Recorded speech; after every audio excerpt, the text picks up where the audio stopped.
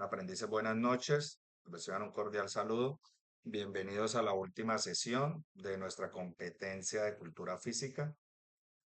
Las recomendaciones de la sesión: tener el micrófono silenciado, la cámara apagada y levantar la mano para pedir la palabra.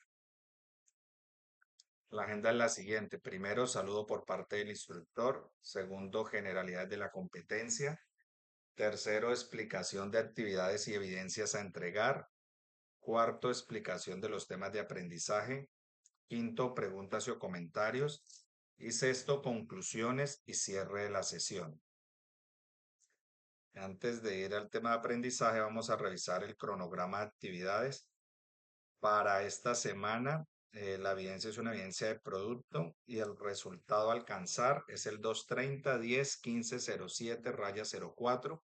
Implementar un plan de ergonomía y pausas activas según las características de la función productiva. Y la evidencia es un folleto de lesiones más comunes en el trabajo o vida cotidiana y la importancia de las pausas activas. Esta evidencia inició el 3 de noviembre y finaliza este 9 de noviembre del 2025. O sea que ustedes tienen plazo hasta este domingo para que envíen la totalidad de las evidencias porque ya terminamos nuestra competencia transversal de cultura física. Yo ya les he enviado algunos llamados de atención, entonces tengan en cuenta que aquellos que no hayan participado en el foro temático, permítanme lograr ingreso a un compañero a la sala.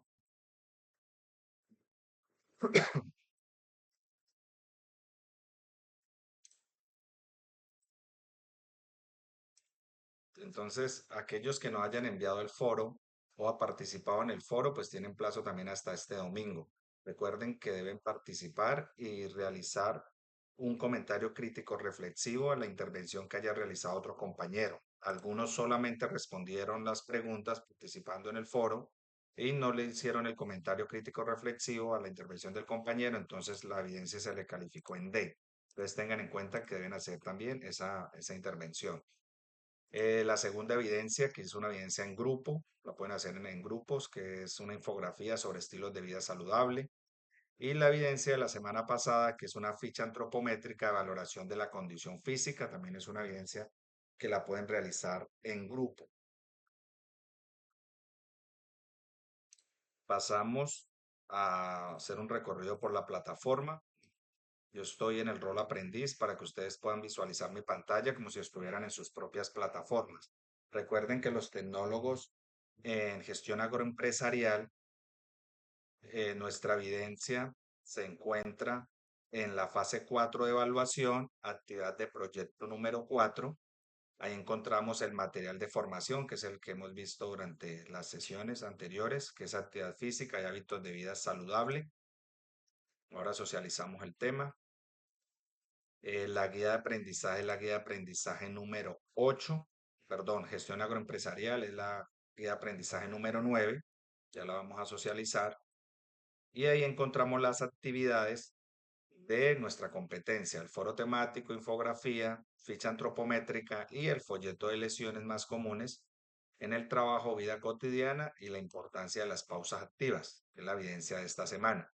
Recuerden que ustedes deben dar clic en agregar entrega, adjuntar el archivo en PDF y darle clic en enviar para que no vaya a quedar en borradores. Recordarles también a aquellos que van a realizar el trabajo en grupos que cada uno debe enviar la actividad por la plataforma. Deben colocarle una portada en donde estén todos los integrantes del grupo, pero es importante que cada uno envíe su evidencia desde la plataforma Sayuna para poderles evaluar. Vamos a socializar la guía de aprendizaje.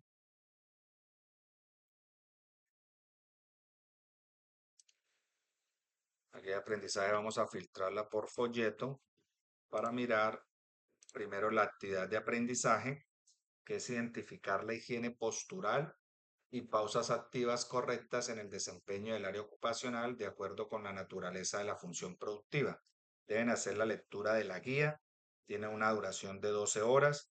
El material de formación a consultar, ya sabemos que es actividad física y hábitos de vida saludable. Y la evidencia es el folleto de lesiones más comunes en el trabajo, vida cotidiana y la importancia de las pausas activas. Los lineamientos generales para la entrega de la evidencia. El producto a entregar es un folleto, el formato es en PDF y deben hacer el envío pues a través de la plataforma Sayuna.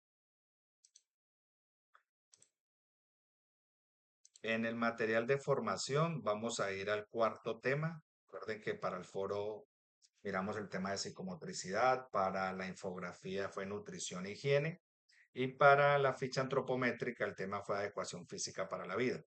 Entonces hoy vamos a mirar el tema de ergonomía. Deben hacer lectura aquí del material de formación. Está la higiene postural, los tipos de ergonomía. Tenemos un primer anexo que se llama ¿Qué es la ergonomía? Que son unas diapositivas, son 19 diapositivas que ustedes deben leer. Deben estudiar todo el tema de ergonomía en el puesto de trabajo y revisar por último este anexo, el segundo anexo, que es ergonomía para el puesto de trabajo. Son 11 páginas de este documento que deben leer también para poder desarrollar la evidencia. Luego de hacer lectura del material de formación, pasamos a socializar en la plataforma eh, la evidencia de los grupos de tecnólogo en coordinación de procesos logísticos. Ya vamos a encontrar la evidencia en la fase 4 de evaluación, actividad de proyecto número 7. Ahí encontramos el material de formación, que es el mismo para todos, actividad física y hábitos de vida saludable. Y en la guía de aprendizaje número 8 vamos a encontrar las evidencias de nuestra competencia transversal de cultura física. Aquí van a encontrar el folleto de lesiones más comunes. Por último, el tecnólogo de gestión integral del transporte. La evidencia se encuentra en la fase 2 de planeación, actividad de proyecto número 3. Ahí encontramos el material de formación. Y en la guía de aprendizaje número 3 vamos a encontrar las actividades de la competencia.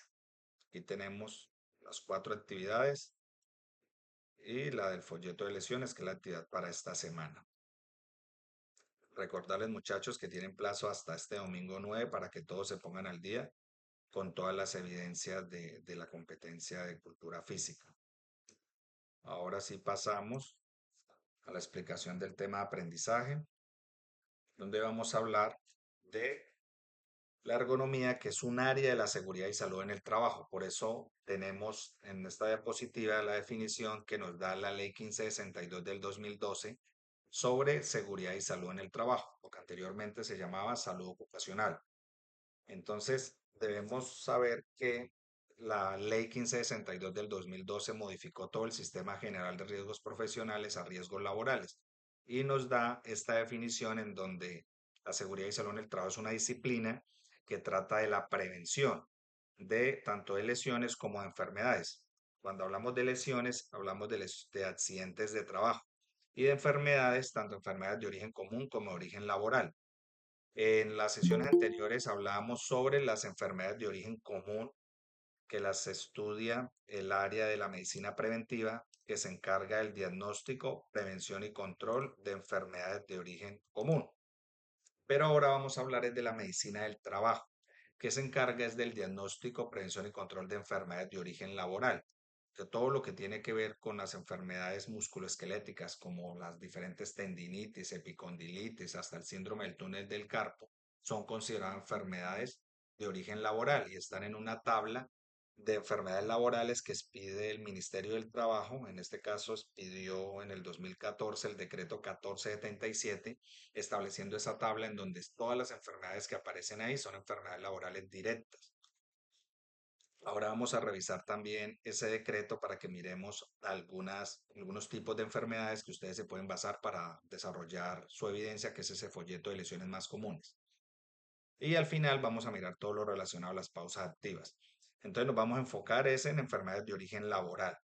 Esta disciplina pues se encarga de prevenir este tipo de lesiones y enfermedades que son causadas pues por las condiciones de trabajo y también trata de la protección y promoción de la salud de los trabajadores, en donde la protección podemos colocar un ejemplo como es el uso de los elementos de protección personal, que son aquellos equipos o artefactos que son diseñados especialmente para proteger el cuerpo del trabajador de esos riesgos que se expone cuando está laborando. Y de la promoción podemos hablar de la capacitación, que la capacitación es la primera o la principal medida de prevención colectiva para los trabajadores, porque si las personas son competentes, si tienen los conocimientos, las habilidades, las destrezas para desempeñarse en su actividad laboral, pues se va a evitar tanto accidentes como enfermedades, tanto de origen común como de origen laboral. Esta disciplina también tiene un objeto que es mejorar las condiciones y el medio ambiente de trabajo, así como la salud en el trabajo. En la sesión anterior hablábamos de la OMS, ese organismo mundial de la salud, que establece o nos da la definición de salud, donde nos dice que es el máximo bienestar tanto físico, mental y social de un individuo. Entonces, lo que busca la seguridad y salud en el trabajo es mantener esa salud en el trabajo y en todas las ocupaciones de los diferentes trabajadores. Ya mirando esto, podemos, digamos, definir que dentro de la seguridad y salud en el trabajo tenemos estas áreas, que es la medicina preventiva y la medicina del trabajo, para prevenir enfermedades de origen común y de origen laboral. Y ahí es donde nace la ergonomía, que ya es una ciencia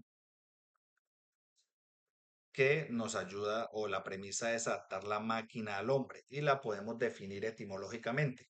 La etimología es la ciencia que estudia el origen y el significado de las palabras. Entonces, las palabras en el español o provienen del griego o del latín. En este caso, la palabra ergonomía proviene del griego ergon, que significa trabajo, y de nomos, que significa ley, o sea, la ley o la ciencia del trabajo.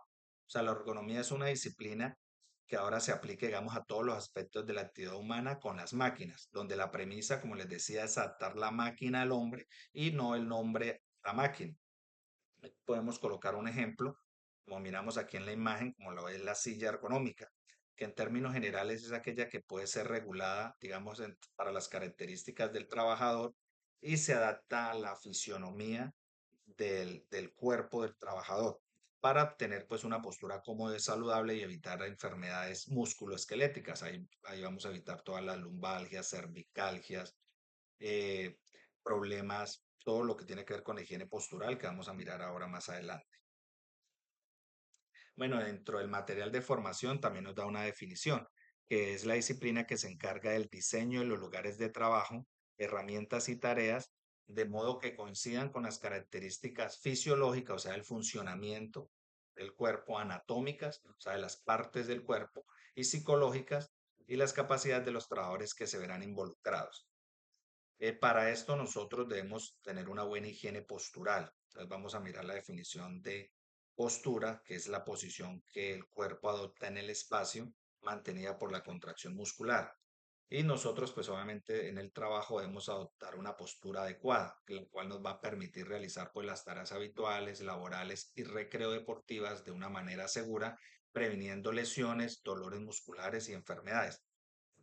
Vamos a mirar todas las diferentes lesiones que se pueden prevenir, como los diferentes espasmos, em, luxaciones, esguinces y fracturas. ¿Por qué puedo doler la espalda? Entonces, primero, por una postura inadecuada, tanto al sentarse, al acostarse o al levantar cargas. En el tema del levantamiento de cargas, hay una resolución que es la 2400 del 79, que es por la cual se establecen algunas disposiciones sobre vivienda, higiene y seguridad en los establecimientos de trabajo. Es conocido como el Estatuto de Higiene y Seguridad Industrial. Hay, por ejemplo, en el artículo 392 establece que la carga máxima que un trabajador puede levantar es de 25 kilogramos de carga compacta para los hombres. Para las mujeres es de 12,5 kilogramos. Esto es cuando hablamos de un trabajador en condiciones normales. Cuando una persona está capacitada, está entrenada, lo máximo que puede llegar a cargar es 40 kilogramos de peso para la parte de levantamiento de cargas. ¿Por qué más puedo leer la espalda? Por la obesidad. La sesión anterior mirábamos todo el tema del índice de masa corporal, de esa fórmula de peso sobre talla al cuadrado para saber si las personas sufrían de sobrepeso o de obesidad. En este caso, recuerden que si esa fórmula el resultado es igual o superior a 30, es cuando las personas están sufriendo de obesidad. Y esto pues también es como un factor de riesgo para todos los problemas que se pueden generar en la espalda, especialmente en la espalda baja. Levantar objetos que exceden el límite de peso, de permisible de peso, era lo que les decía ahora. Recordar que lo máximo que puede cargar una persona entrenada son 40 kilogramos de peso. Transportar objetos de forma inadecuada también puede llegar a doler la espalda. Y por eso nosotros debemos recibir, o las personas que realizan o están expuestos a este peligro ergonómico o biomecánico, como se llama ahora, de levantamiento de cargas, pues deben saber cómo levantar una carga. Entonces aquí tenemos la secuencia donde las indicaciones son primero mantener la muñeca rígida, mantener la espalda relajada y recta, mantener el codo pegado al cuerpo y mantener aproximadamente el 90%, perdón, entre el brazo y el antebrazo. Siempre la fuerza la debemos hacer en las piernas y no en la espalda. ¿Por qué puedo leer la espalda también? Por la mala postura, porque nosotros podemos tener también una silla que no sea ergonómica, pero si adoptamos una buena postura, digamos que el cuerpo esté erguido, que esté recto, evitamos todos estos problemas acá, tanto en la parte lumbar como en la parte cervical. Pero lo ideal es tener siempre esa silla ergonómica, la cual, digamos, se puede ajustar, digamos, el asiento es regulable en altura, o sea, podemos subir y bajar, o sea, que ese asiento, digamos, o sea, que el cuerpo se pueda adaptar a esa máquina. Bueno, regulable en la altura, también en la profundidad, digamos, la base del asiento se pueda regular para evitar, digamos, esa presión en la parte posterior de la rodilla, que es la parte poplitea acá, porque evita, digamos, el retorno venoso. Recuerden que el corazón bombea la sangre oxigenada a través de las arterias y es a través de las venas que retorna, digamos, la sangre desoxigenada. Entonces, cuando nosotros no tenemos una silla ergonómica que se pueda regular en el asiento, en la profundidad, pues nos pasa esto, que se hace presión aquí en esta zona poplitea y es cuando empiezan todos los problemas de venas, varices y demás. También es importante que esa silla se pueda regular en el respaldo, porque aquí tenemos las dos imágenes. Mire, la columna vertebral, digamos, en esta parte, en la zona lumbar, viene de esta manera. Entonces se requiere que el respaldo de la silla debe adaptarse a las formas de la espalda, especialmente en esta zona. Entonces es importante que sea ergonómico. Hemos hablado de la posición sedente, ahorita vamos a hablar de la bipedestación, que digamos que es la posición de pie. También debemos tener una buena higiene postural. Si estemos de pie, debemos siempre tener la espalda erguida para evitar también problemas cervicales, como son las cervicalgias, que son dolores en esta parte cervical en el cuello. Aquí tenemos algunas imágenes digamos, de errores que cometemos nosotros como lo es el levantamiento. Aquí se puede generar una distensión, un desgarro, porque la persona no está haciendo la fuerza con las piernas, sino con la espalda. Puede generar hasta una hernia discal. Todos estos problemas de columna son degenerativos. O sea, si una persona llega a sufrir una hernia discal, bueno, se le da un diagnóstico, hay una cirugía, viene un tratamiento, vienen unas terapias y demás, pero siempre tienden a ser problemas degenerativos. Por eso nosotros debemos cuidar nuestra espalda. Aquí es la imagen donde esta persona está sentada, digamos, en una posición sedente, pero no está, digamos, la espalda recostada, digamos, al espaldar. También los errores que se cometen al conducir. Miramos acá la silla, al no ser ergonómica, no se adapta a las condiciones del cuerpo del conductor. Una persona que está realizando servicios generales en el tema de las herramientas, mire, como lo es la escoba, digamos que el mango es muy corto, entonces la persona tiene que agacharse, generando problemas en la espalda. También cuando no tenemos una buena almohada, digamos, dormimos en esta posición, entonces también generamos problemas a nivel de la parte cervical. Ya tenemos otras imágenes donde esta señora de servicios generales también tiene hábitos no saludables como lo es el contestar el teléfono, digamos, cuando está trabajando y genera aquí un problema en la parte cervical. Aquí también la presión que se hace cuando se está trabajando con un computador portátil, digamos, no se adopta una posición neutra de la mano, que la vamos a mirar ahora más adelante. Aquí miramos también otra imagen donde esta secretaria tiene una silla ergonómica, pero pues no la utiliza adecuadamente. Acá el problema de las escoliosis que se dan en la columna, digamos también por el mal hábito de sentarse con la billetera para nosotros los hombres. Pasamos a hablar sobre los problemas musculoesqueléticos, que son factores que desencadenan una lesión osteomuscular o por trauma acumulativo. Entonces tenemos la fuerza, más la repetición, más la mala postura y el no tener un buen descanso, entonces generan los trastornos, traumatismos acumulados. ¿Cuáles son las lesiones más frecuentes? Entonces tenemos primero los espasmos, que los espasmos musculares se pueden sentir como un leve tirón o un calambre doloroso y pueden ocurrir en cualquier músculo del cuerpo. Digamos, puede durar el dolor algunos segundos y, digamos, tienden a desaparecer por sí solos. O sea, es digamos, lo menos doloroso, por llamarlo así, son los diferentes espasmos. Pero los desgarros ya se producen cuando un músculo o un tendón, teniendo en cuenta, digamos, que el tendón es ese tejido que conecta el músculo con el hueso, digamos, cuando ese tendón se estira demasiado o se rompe. Eso es un poco más doloroso y obviamente la recuperación es más lenta, dependiendo del tipo de desgarro, pues en una semana o 2 semanas de recuperación. Pasamos a los esguinces, que es cuando nosotros decimos comúnmente que se torció un tobillo, porque digamos el esguince de tobillo es uno de los más comunes, puede ser o se mide en grado 1, grado 2 y grado 3, y es una pequeña torcedura o una lesión de los ligamentos, que ya los ligamentos son esas bandas sólidas y elásticas que son los que unen los huesos y en el seno, digamos, de la articulación. Esos son los diferentes ligamentos.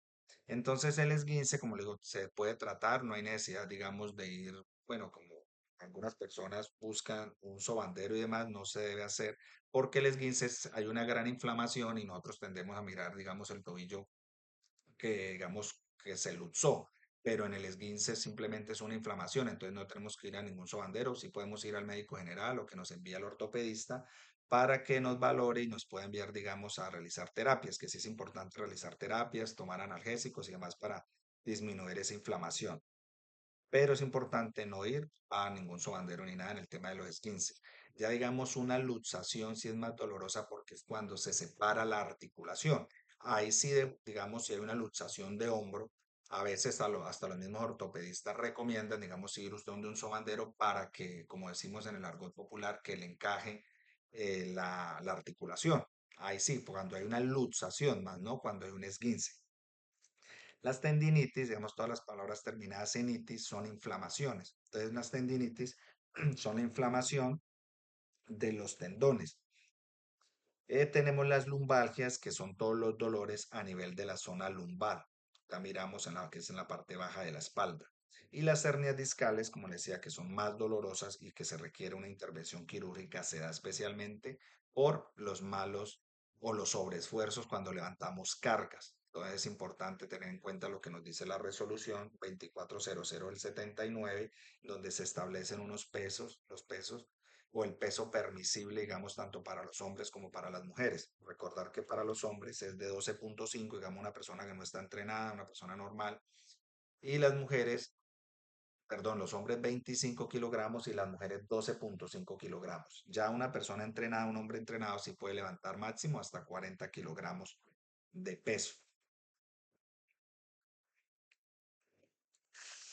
Lesiones osteomusculares. Entonces vamos a hablar especialmente de dos tipos de lesiones, el síndrome del túnel del carpo bilateral y de las tendinitis, en donde el síndrome del túnel del carpo, digamos, es una lesión que se da por la presión sobre los nervios que se transmiten a la muñeca. Los síntomas son hormigueo, dolor y entumecimiento del dedo gordo y de los demás dedos, sobre todo en la noche. Las causas típicas son el trabajo repetitivo con la muñeca encorvada y la utilización de instrumentos vibratorios.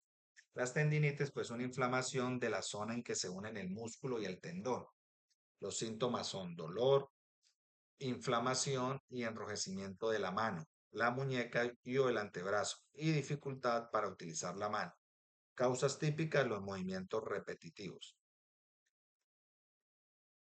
¿Qué es el STC? Que es la sigla del síndrome del túnel carpiano o síndrome del túnel del carpo.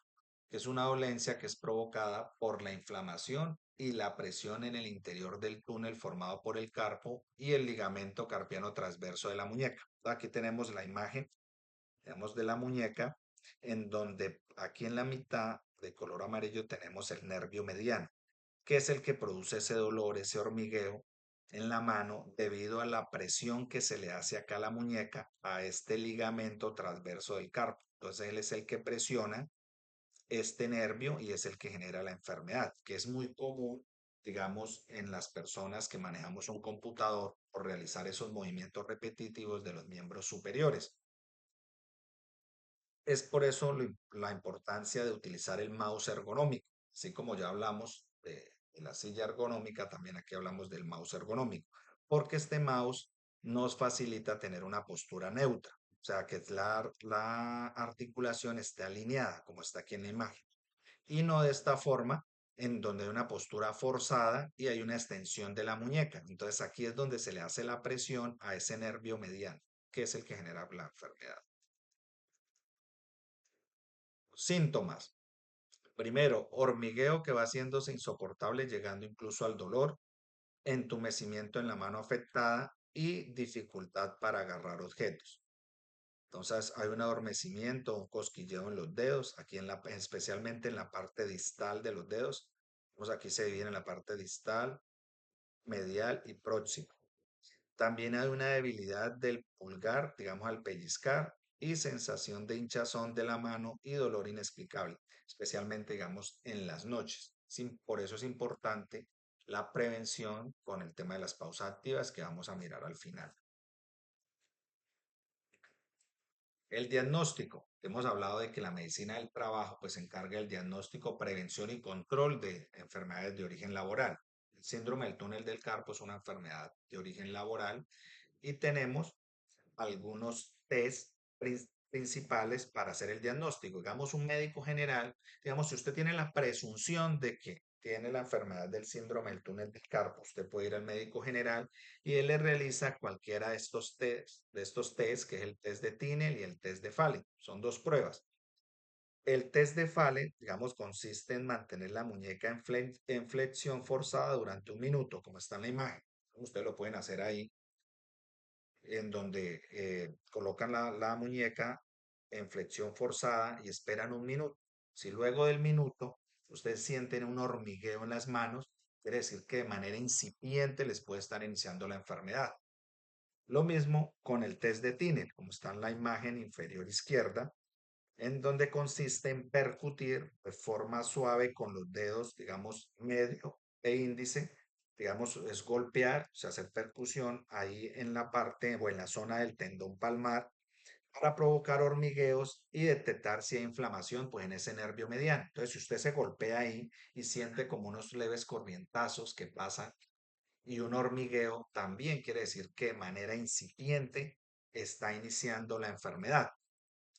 Si con estos dos test el médico general tiene esa presunción de la enfermedad, entonces ya lo envían al fisiatra, que es el médico, el especialista, es el médico de rehabilitación, que ya le realiza a usted un examen que se llama una electromiografía de miembros superiores, como mira, como observamos aquí en la imagen, que es donde lo conectan a usted, digamos, en varias partes donde pasa el nervio mediano y empiezan a aplicar, digamos, corriente para poder identificar, digamos, qué tan avanzada tiene la enfermedad. Si es de manera incipiente, o sea, que le está iniciando, si es de manera leve, si es moderada o si ya es grave, que es cuando ya se pasa a la intervención quirúrgica, como miramos aquí en estas otras imágenes.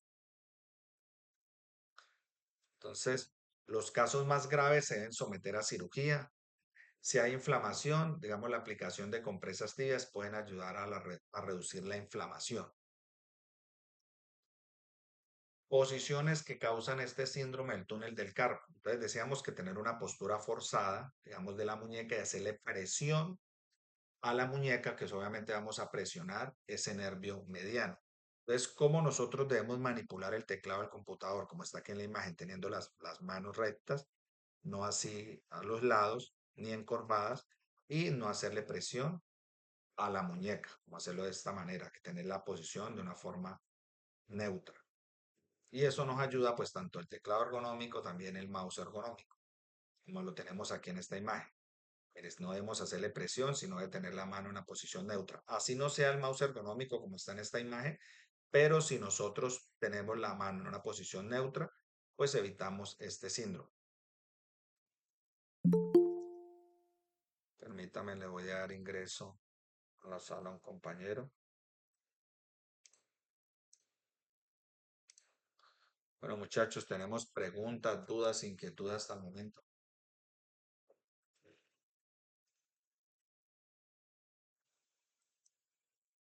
José, Patricia, Adriana, Daniel.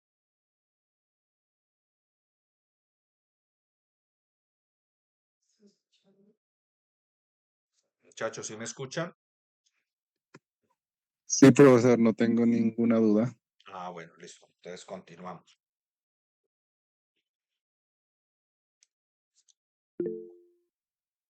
Por aquí alguien levantó la mano. No, profe, ninguna duda. Listo, bien. Bueno, entonces ya hablamos del síndrome del túnel del carpo. Recuerden que son enfermedades por traumas acumulativos. Las tendinitis, que es la inflamación del tendón, que es la estructura que une el músculo con el hueso, y generalmente aparecen por realizar un esfuerzo repetitivo o sobrecarga de una zona del cuerpo. La epicondilitis también es una inflamación, sino que ya es del epicondio, que es acá en el codo. Tenemos epicondilitis o tendinitis del codo que se presenta mucho tanto en el tenis como en el golf, que es la lesión en la lesión del tenis corresponde a la lesión en la parte externa del codo y en la del golfista se presenta en la parte interna del codo. Aquí aclaro que no solamente a los que practican el deporte del tenis o el golf les da esta enfermedad, también a personas, digamos, en la parte administrativa, digamos, que manipulen un computador, que realicen movimientos repetitivos de los miembros superiores, inicia, digamos, el síndrome del túnel del carpo, luego pasa al dolor en el codo, que es la epicondilitis, y puede llegar a subir hasta una bursitis, que es en el hombro, que es la inflamación de la bursa que queda en toda la articulación del hombro. Y puede seguir subiendo y empieza a tener problemas hasta de la parte cervical. Por eso es importante las pausas activas, que cada, digamos, mínimo cada hora la persona haga sus estiramientos.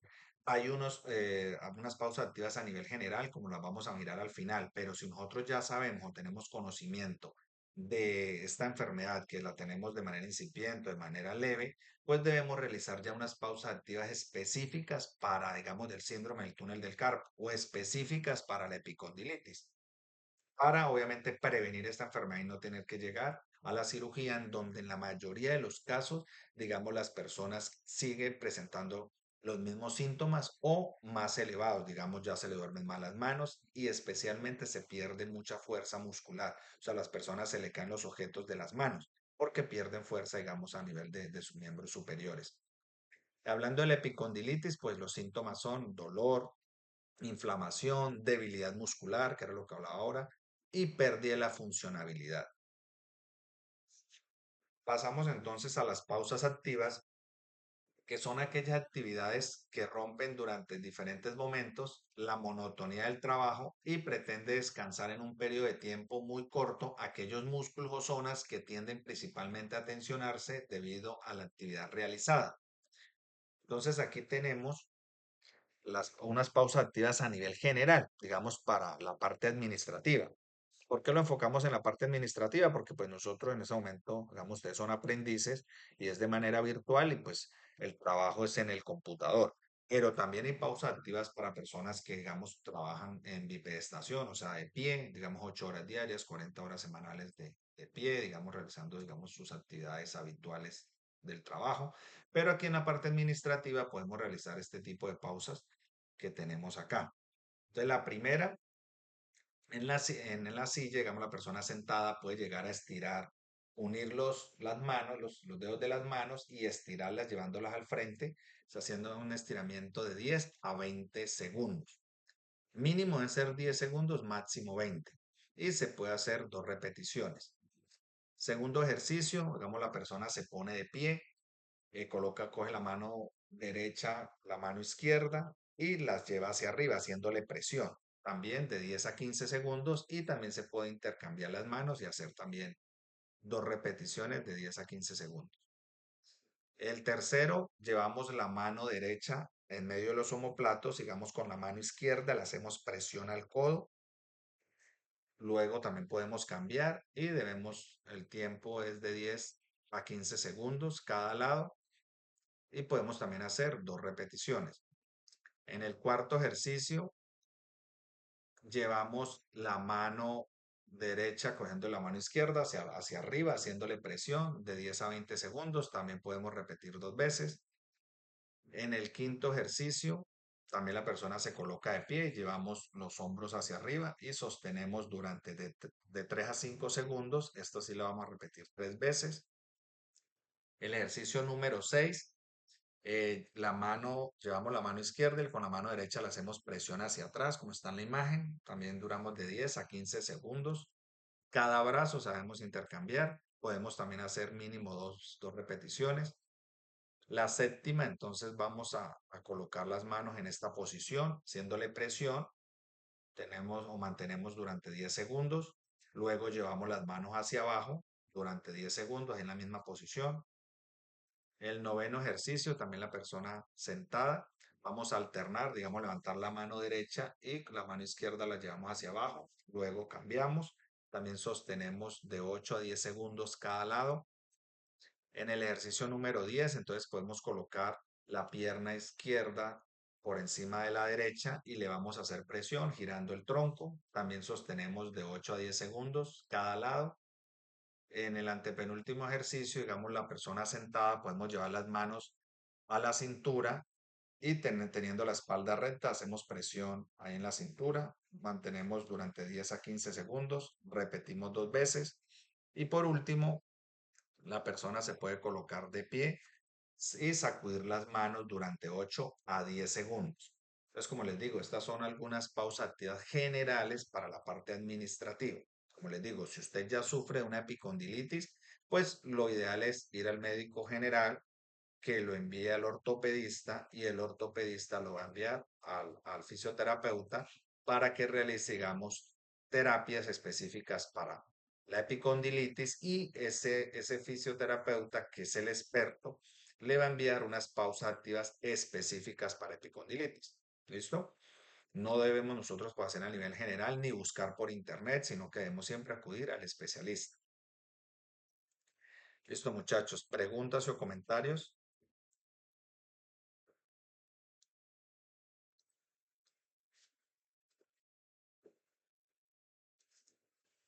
Listo, no tenemos ninguna pregunta.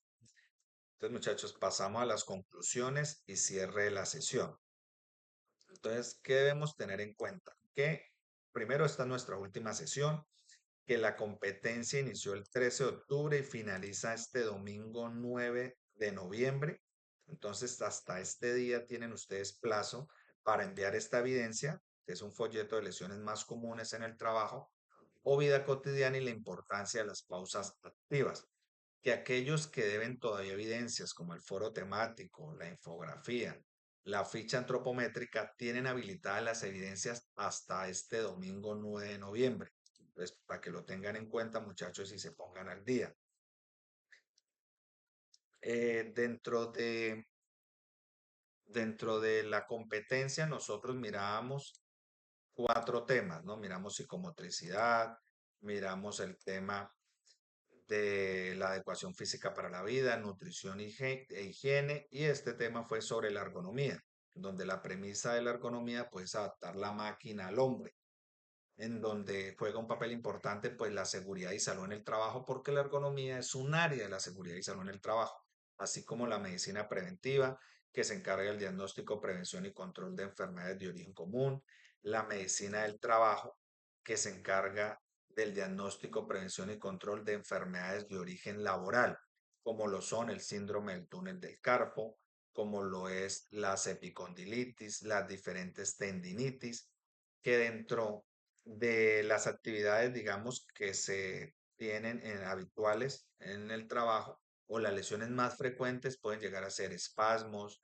desgarros, esguinces, tendinitis, lumbalgias, hasta hernias discales. Entonces, por eso juega un papel importante las pausas activas, que son aquellos que son, digamos, esas pausas o aquellas actividades que rompen durante diferentes momentos la monotonía del trabajo y se pretende descansar, digamos, en ese periodo de tiempo muy corto, pues aquellos músculos que están siendo, o sea, los que están tensionando debido pues a las actividades que nosotros realizamos a diario. Por ejemplo, se tiene algunas estadísticas de algunas hernias discales por posición sedente, digamos, en personas, digamos, en la parte administrativa, por malas posturas, especialmente por no utilizar, digamos, la silla ergonómica, por realizar las malas posturas, por no realizar pausas activas y demás.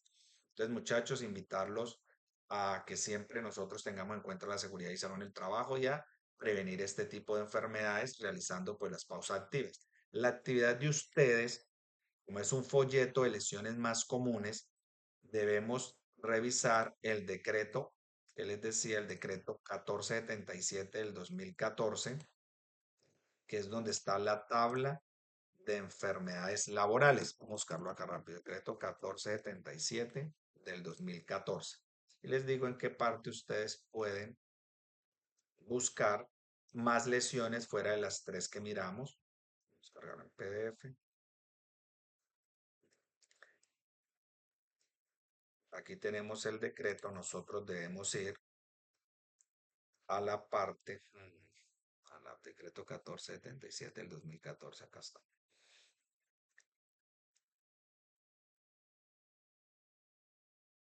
Ver el decreto, pero ¿cómo lo voy a descargar? Lo descargo en PDF, permítame un momento. Aquí sí está.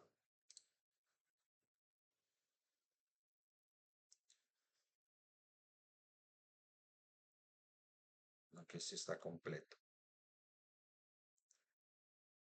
Entonces acá divide las enfermedades de acuerdo a los agentes, en este caso químicos, físicos, biológicos, psicosociales o ergonómicos. Nosotros vamos a ir a la quinta parte, que es donde están los agentes ergonómicos.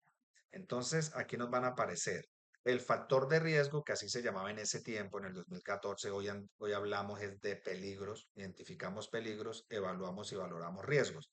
Entonces, en este tiempo, en el 2014, se hablaba de factores de riesgos ocupacionales. Entonces, hoy en día hablamos de peligros. Entonces, por ejemplo, posiciones forzadas y movimientos repetitivos de miembros superiores.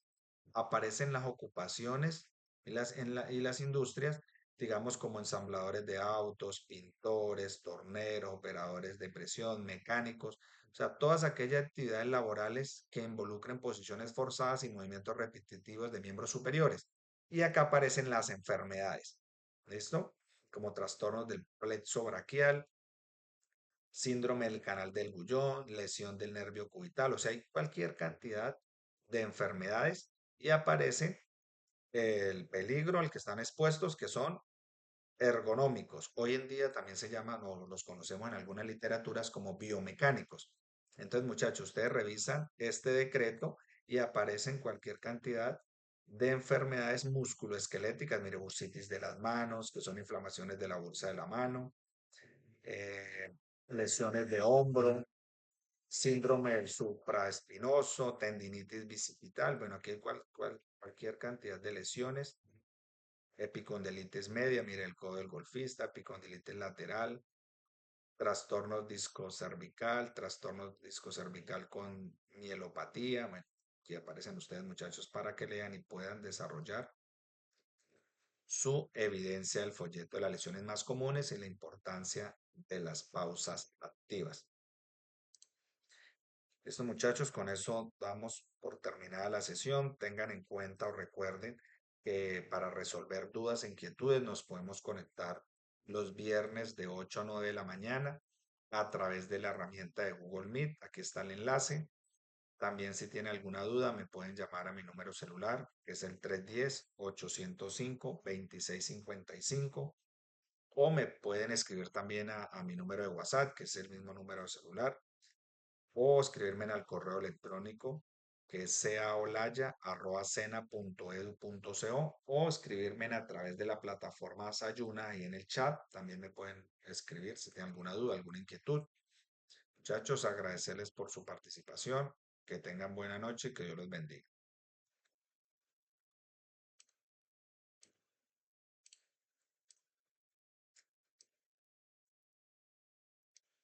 Muchas gracias, profe. También para ustedes le bendiga. Feliz noche. Una feliz noche para todos. Feliz noche.